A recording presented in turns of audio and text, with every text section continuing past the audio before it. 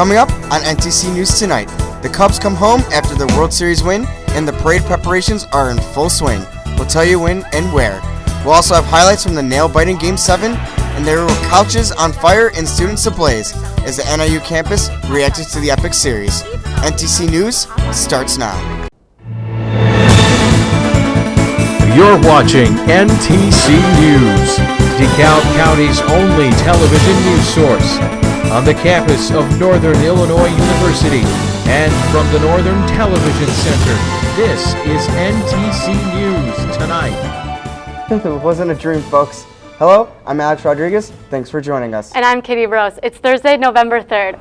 It's decided. The Cubs parade and rally will be held tomorrow to honor the World Series champions. The Cubs were welcomed home early this morning by some of Chicago's biggest supporters after beating the Cleveland Indians in extra innings with a score of 8-7. The city was originally planning to have the parade on Monday, but the team asked to move it up to Friday. The exact route of the parade has yet to be released. It was a night to remember for Cubs fans from all over the country. A night people will reminisce about for where they were, who they watched with, and how hard they prayed for a Cubs win. And now, the Cubs are World Series champions. That's in the air to center. Back at the wall. It is gone. What a start. And what a start indeed, as we push up to the fourth, and Russell pops up to Rajai Davis at center, and the Cubs regain a 2-1 lead by a nice slide by Bryant. Now we move to the sixth, shutdown manager Miller on, and David Ross hits a deep shot to center, and back it goes, and it's gone. And the old man gives the Cubs a 6-3 lead. Moving to the eighth, Indians rallying, and Rajai Davis plays the role of party pooper.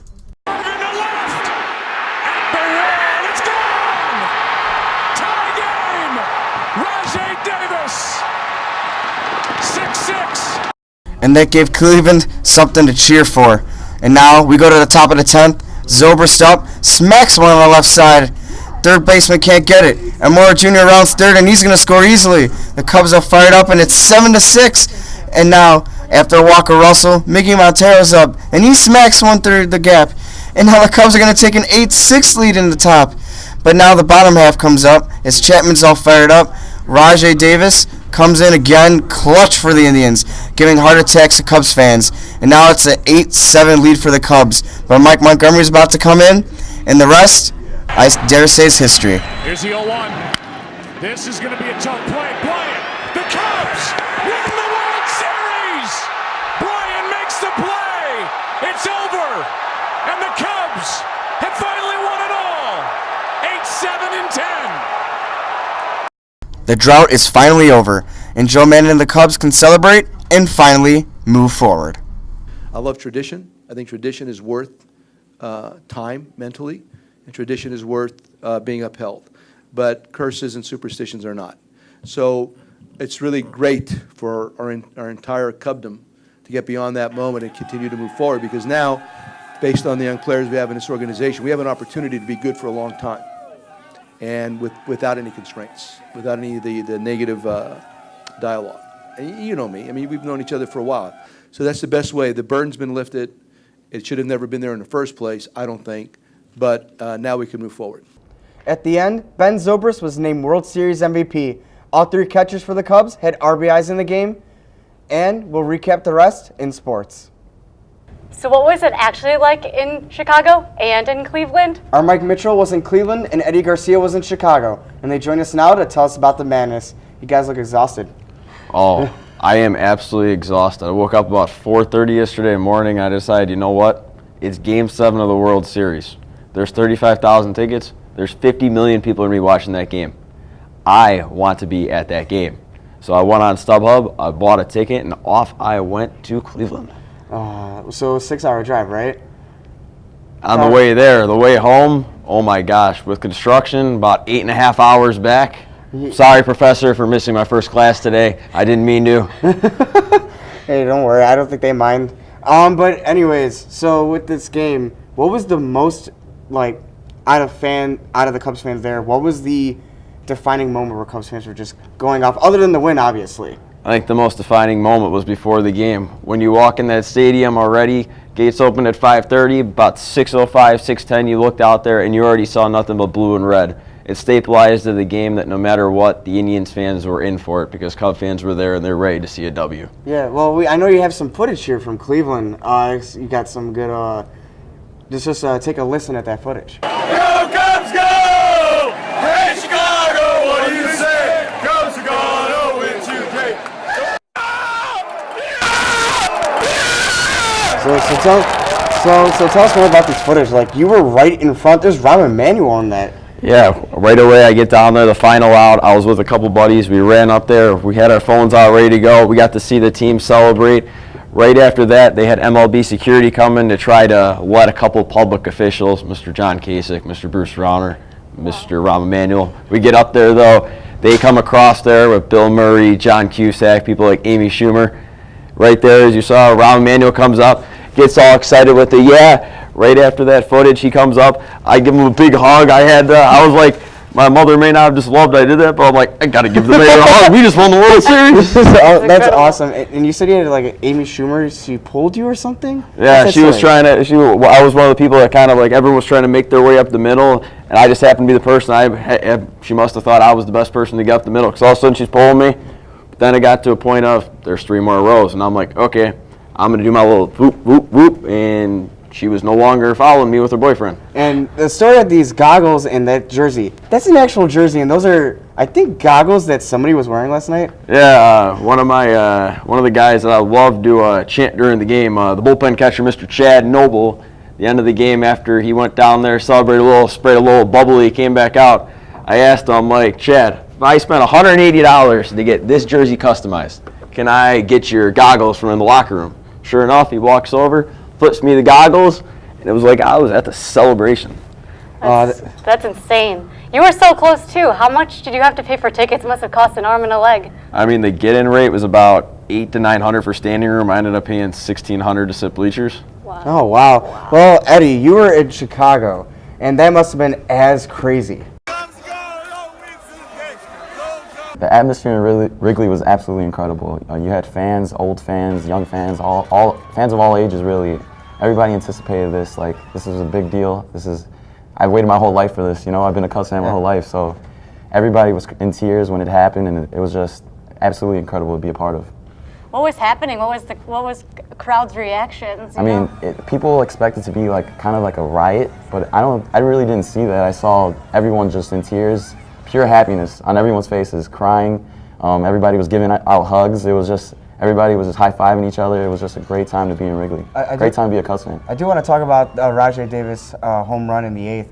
Okay, so that must have taken a lot of happiness, and now like, oh no, not again. Yeah, well, definitely. Like, the whole game we were up, right? So like, everybody was just happy, high-fiving the whole game, and then when that happened, you just seen like it was like a bubble popped. Everybody just became serious. It was devastating because, you know, that whole curse thing. So when that happened, it was like a bubble popper. But then we came back, everybody believed still, and we won. We got the W. Oh, man. Also, I want to ask, where was my invitation? Where was our invitation, actually? Yeah, for real. It was the last. I had to leave about 8 hours earlier, man. It was a tough ride down there. And can I bring this in? Can I just bring this in? You brought it for me, so yeah, I had to bring a W here. Definitely. So we're flying the W. Definitely. Well, thanks, you guys, for joining us here. NIU students are blazing with excitement. Nicole Ryan has more on that. After the Cubs clinched the World Series title, fans at NIU erupted with excitement. From Greek Row to campus buildings, Chicago pride was present. To commemorate the big win, celebrators took to the streets and lit off fireworks while honking their horns in relief after a close Game 7. Out, and the top of the 10th came, and then the rain delay came. I'm like, okay, well, this is their time to get together, and this is when they're gonna be successful right here. Yeah. And they came out top of the 10th and went nuts. Greek students abandoned their chapter houses and affiliations in the excitement. Even non-Greek students were present to join in on the festivities. Some students even made the trip to Wrigleyville so they could be on Clark and Addison when the World Series title returned to Chicago. Other students got a little bit more extreme with their celebration by lighting a couch on fire. Even though he was unable to hop on a train down to Wrigleyville, NIU student Sean Stalley still enjoyed the game. I mean, it's been a long time coming since this happened. It's been over 100 years. Like, the feeling of amazement, the feeling of relief, like, we really did it. Someday has actually came today, so this is a good feeling for Chicago right now. Regardless of how, when, or where people celebrated, the Cubs winning the World Series brought the NIU community together as one, regardless of their affiliation. Hopefully the campus community will stay united as the rest of the semester unfolds. Back to you guys. Celebrities are joining in last night's excitement. Longtime Cubs fan and actor Bill Murray took part in the champagne shower in the Cubs locker room in Cleveland late last night. Murray called for the Chicago mayor to close schools for the rest of the week. President Barack Obama addressed the pinnacle moment. He tweeted, "That's change this Southsider can believe in. Want to come to the White House before I leave?" Cleveland fan Mike Nero inked his arm prior to the game with an Indians logo and the words 2016 champs.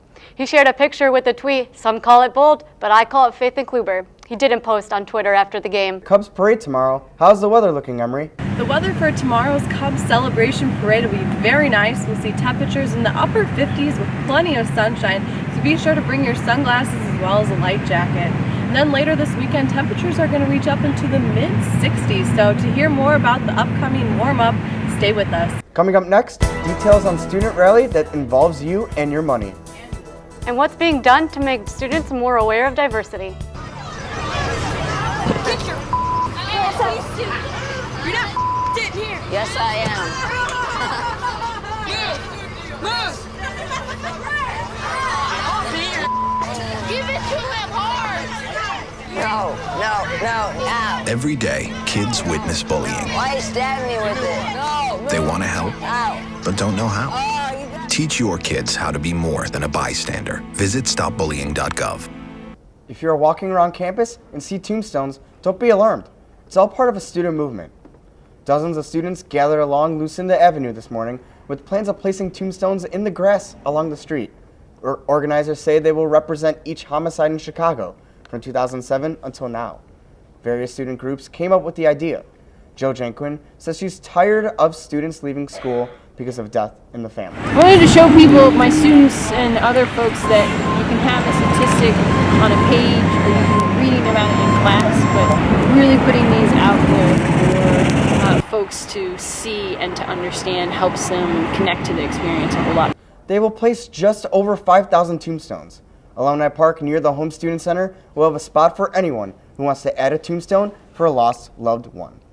There's also another rally taking place. This one is about money. Emma Kane has more with the story. Thanks, Alex. The Student Association Senate is holding a rally to give those affected by the state budget a voice. Organizers say this is the second year in a row that state universities have not received their full funding. Today I spoke with SA Speaker Christine Wang about how the budget has affected the NIU community. It's insane that we're going our second year without a fully funded budget. At this point, colleges and universities we're not the only ones being affected by this. Social services, communities, businesses, they're all being affected really, really harshly by this. The rally will begin at 4:30 p.m. today in the MLK Commons. The Student Senate encourages everyone to come out and let their voice be heard. Diversity has been a big topic of discussion this year, and now NIU is making some changes to its curriculum. NTC's Jordan Dene has more. Magnitude of inequality that we were dealing with in 1974. All students admitted after fall 2017 will be required to take a course in human diversity. This is all a part of Dr. Edgehill Walden's 3-year plan to improve NIU's diversity, equality, and inclusion. And so the human diversity requirement at NIU allows us to make sure that we have classes where students are then able to learn about how social inequality impacts different people. I'm here visiting Dr. Weaver's sociology and sports class that will fit the requirements for the human diversity courses. Adding these new requirements will help students get a better understanding for the world they'll be entering once they graduate. And it might even change their direction for their future goals. I think that it's important that when you first come to college, you need to learn to grow, you need to get an understanding of the background of the people and at least form some sort of tolerance because you're dealing with a lot of people that can be a culture shock coming to college. Compared to 50 for women. Students like Ashley understand why adding diversity to the curriculum is so important. That's why, on October 2nd, the Student Association Senate approved for this change. What I think that NIU stands to gain from this diversity bill are students who are at the very least tolerant and at the most who are fully understanding and accepting of cultural differences, ethnic differences. Each college has been required to submit classes that will meet the requirements for human diversity, so students will remain on track to graduate. With NTC News, I'm Jordan today. The Human Diversity Requirement Bill will be presented to the University Council later today. That's the final stage to changing the curriculum. With less than a week to Election Day, students only have until Monday to cast their ballots early. Early voting locations on campus are the Home Student Center and Barsima Hall. But keep in mind, you do need a local address to vote.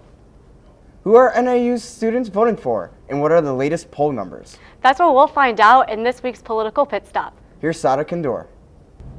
Thank you. Here's what's going on this week in political news. FBI Director James Comey is facing harsh criticism after revealing that the FBI is examining newly discovered Clinton emails. They were allegedly found on the laptop of Anthony Weiner, former congressman and estranged husband of Huma Abedin, a top aide to Clinton. Clinton is responding to the news by assuring her supporters the FBI will find no wrongdoing. If they want to look at some more emails of one of my staffers, by all means, go ahead, look at them. And I know they will reach the same conclusion they reached when they looked at my emails last year, right? Critics say Comey violated a Justice Department policy of avoiding major announcements that may influence elections. Donald Trump says Comey has done the right thing by releasing this information. And it took guts for Director Comey to make the move that he made in light of the kind of opposition he had where they're trying to protect her from criminal prosecution. Sources say it is unlikely that FBI officials will finish reviewing the emails before Election Day. The Ku Klux Klan's official newspaper, The Crusader, has expressed support for Trump in its current issue. The Trump campaign swiftly denounced this, calling the publication, quote, repulsive. The article inside defends Trump's campaign slogan of Make America Great Again. Earlier today, we went around campus and asked NIU students about the election. Here's what they had to say. I am voting for Hillary just because she does have experience. I'm a little disappointed. Two options that I'm not really proud of having, but I think we'll do the best of what we have. I feel like you can really feel the tension between the two parties. I feel like we always focus on the Democratic and Republican parties, and we don't focus on the Green and Libertarian.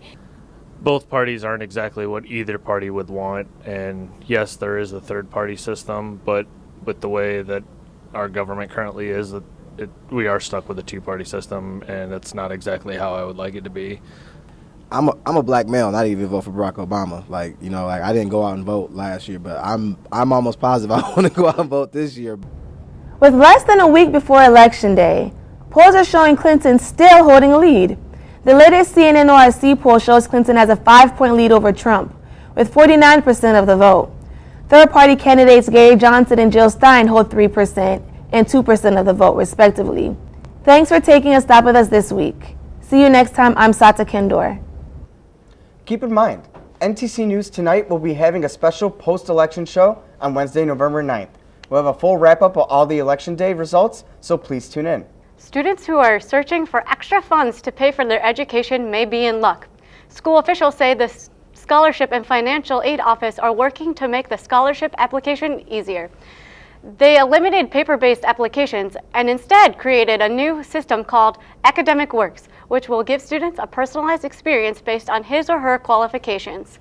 NIU has been named the 45th safest campus in America. CollegeChoice.net says NIU was chosen because it offers self-defense classes, late-night transportation, and police who are medically trained. Thomas Edison State University in Trenton, New Jersey was deemed the safest. Officials are investigating a Sycamore house fire that killed one man. 47-year-old Jeffrey Connery was the only person in the house at the time. Reports say the home did have working smoke alarms. Investigators say The fire caused $50,000 in damage. A new 911 system will be introduced in DeKalb County on November 15th. This comes after corrupted software caused a 911 outage earlier this year. Frontier Communications run the 911 system in DeKalb, and they have replaced the affected software. DeKalb County is the first in the state to have the new technology. The DeKalb County Health Department is launching a campaign emphasizing the importance of flu vaccinations. Officials named it Get 4 for Flu. The department is providing flu vaccinations that attack 4 flu strands. This year's vaccination targets an additional B strain. The health department has walk-in flu clinics for adults and children Monday through Friday from 8:30 to noon and 1 to 4 p.m.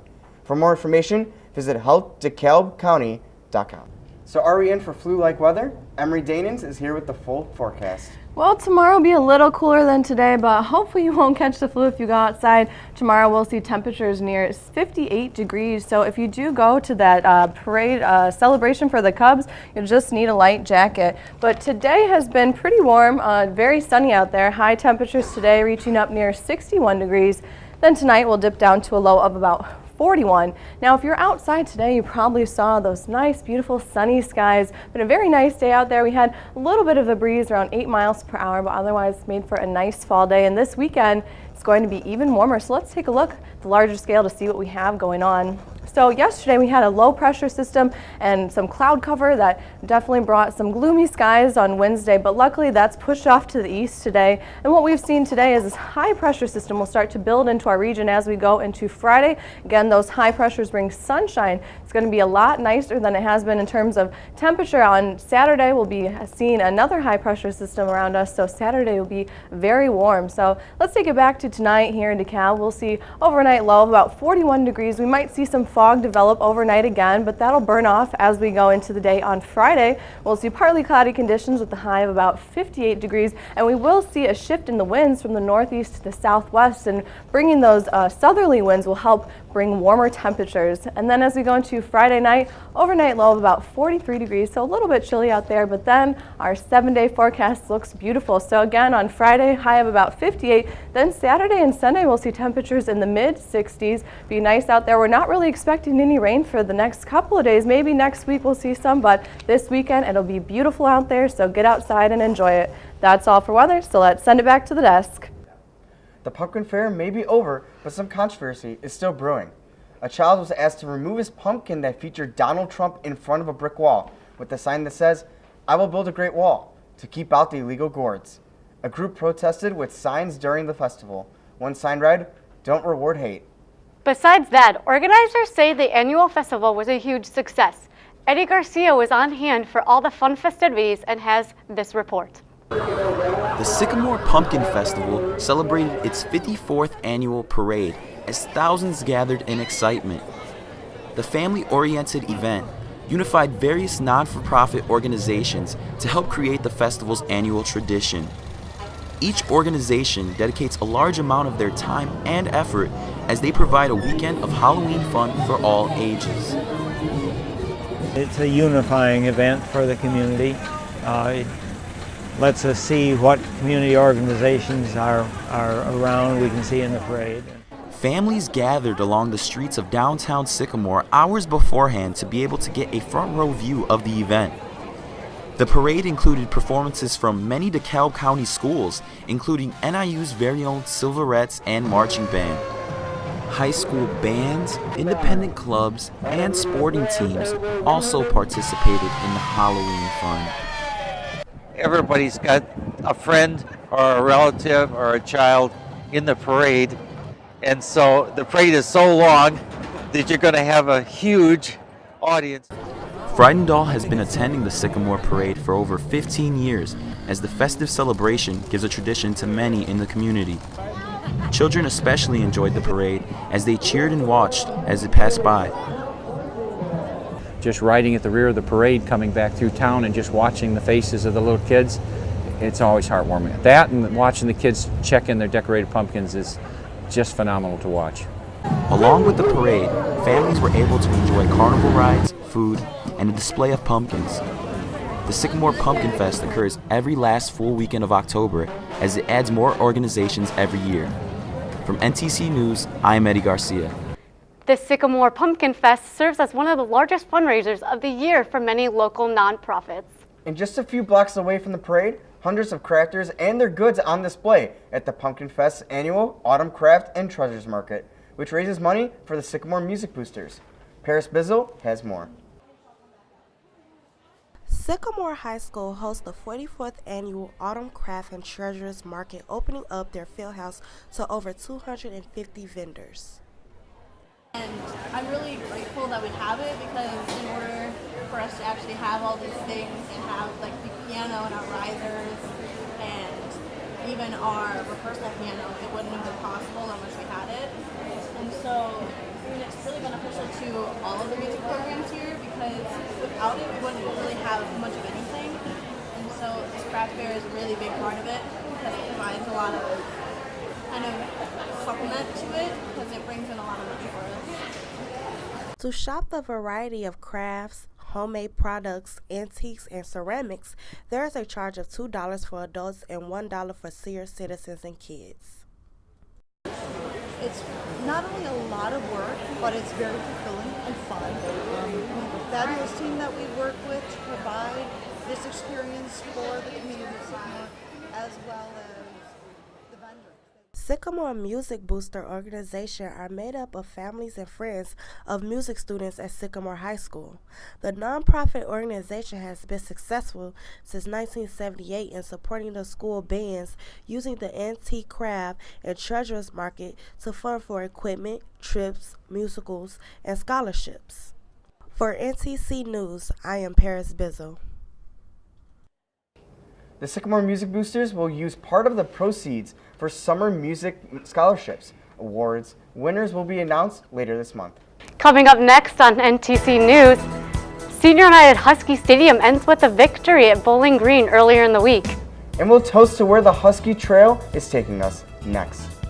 I've learned a lot about these humans. I know. I mean, check out these two. It's Flirt City over here. Yeah, I noticed that. It looks like my human is definitely into your human. Oh, look! I think she's getting his number.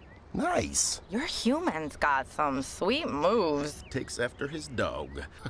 Oh, look, they're doing that thing where they put their arms around each other. She kicked up a leg. It's like in the movies. That's awesome. Looks like we're going to be hanging out a little bit more. NIU football wins its second game in a row. Eric Martin joins us now with all the latest sports coverage.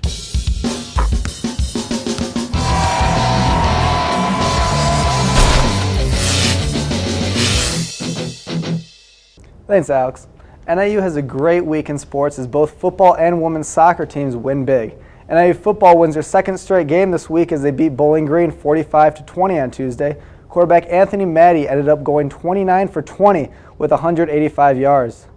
Running back Joel Bogno rushes for 5 yards and 134 yards on 26 carries. The Huskies will play Toledo next Wednesday in Chicago at Guaranteed Rate Field. NIU's women's soccer team looks forward to taking on Western Michigan in the MAC tournament semifinals. Sophomore goalkeeper Mackenzie Lee has stepped up for her team after taking over the starting role and came in clutch by saving 2 penalty kicks against Ball State in overtime. The winner of this semifinal matchup will go on to face the winner of Kent State and Central Michigan in the MAC championship. As stated earlier, last night was a night of firsts and celebration. The Cubs won their first World Series since 1908 in dramatic fashion with a Game 7 classic versus the Cleveland Indians. The Cubs left their mark on the history books in more than one way. Addison Russell had the most RBIs in a World Series history with 9. Dexter Fowler had the first Game 7 leadoff home run, and finally David Ross hit a home run in the last game of his career. The city of Chicago has been busy all night celebrating the Cubs' breathtaking Game 7 victory in the World Series last night. Before the streets are flooded by the fans for the championship parade, let's take a look at the other teams trying to deliver a title to the Windy City. We are halfway through the NFL season, and the Bears are starting to show signs of improvement on both sides of the ball. Jay Cutler and the Bears look to build off their upset win over the Vikings and string together 2 consecutive victories for the first time this year when they play Tampa Bay this Sunday. The Blackhawks are still early in their campaign, but still have one of the best offenses in the league and top the Central Division. They will face off against their rival Colorado Avalanche tonight at 7:30. The Bulls are off to a strong start of their season with their off-season pickups working well together. The United Center will be welcoming a familiar face back into town when Derrick Rose returns for the first time in a New York Knicks jersey tomorrow night. Chicago sports have been giving us many memories and championships over the past few years and look to continue to make their fans proud in years to come. That's all for sports. Back to the desk. Thanks, Eric. We're at the midpoint of the semester, and the Husky Trail has led us to a lot of interesting sights. Shada Cook joins us now with more on her segments. Hey guys. So far we visited the John and Mac Apple Orchard, the Art Box, and Girl Talk here on campus, and also the city's Kite Fest. If you missed any of these stories, you can visit our YouTube page at NTC News or check out our local special series on Channel 14. Next week, I'll be visiting DeKalb's only distillery, Whiskey Acres. They're getting a government grant, and I hope to give you an inside look at how these funds will improve the operation. I also plan on checking out the Soulful Night Out at the House Cafe. And if you think there are any other stops we should make on the trail, then contact us on Facebook. NTC News Tonight is produced and directed by students here at Northern Illinois University. For more on NTC News, look us up and like us on Facebook, and you can also check out our website. We want to thank you all for being with us. Thanks for watching, everyone. Goodbye.